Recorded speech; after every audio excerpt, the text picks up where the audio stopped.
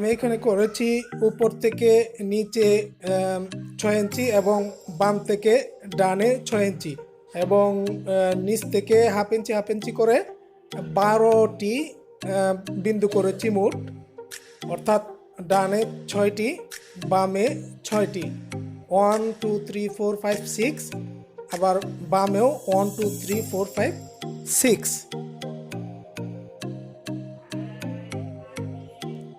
এবার উপর থেকে 1 2 3 4 5 and 6, তো কি হলো, উপর থেকে 1 থেকে 6, 1 থেকে 1 দাগ দিলাম এবং 2 থেকে নিচের 2 দাগে মিলালাম এবং 3 থেকে নিচের 3 তে মিলালাম and 4 থেকে 4 এর দাগে মিলালাম। নেক্সট 5 থেকে 5 and লাস্ট 6 থেকে 6।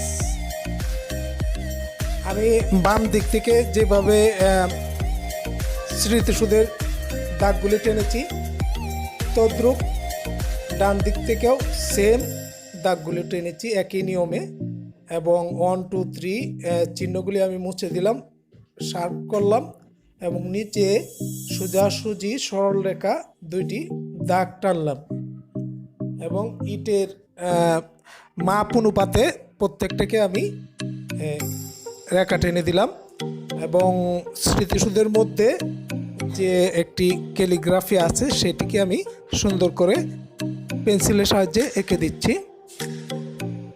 তারপরে স্মৃতিসুদের পাশ এবং ডান এবং বাম দিক থেকে আমি চমৎকার করে নকশা অঙ্কন করব এবং ওয়াটার কালার দিয়ে আমি ছবি আঁকার চেষ্টা করব। তো আমি প্রথমে আকাশটি করতেছি, তো দেখতে থাকুন, আমাদের সাথে থাকার জন্য ধন্যবাদ। সম্পূর্ণ ভিডিওটি দেখতে থাকুন। রং ম্যাচিং সহ ন্যাচারাল দৃশ্য আঁকার চেষ্টা করতেছি। ওকে, বাই বাই।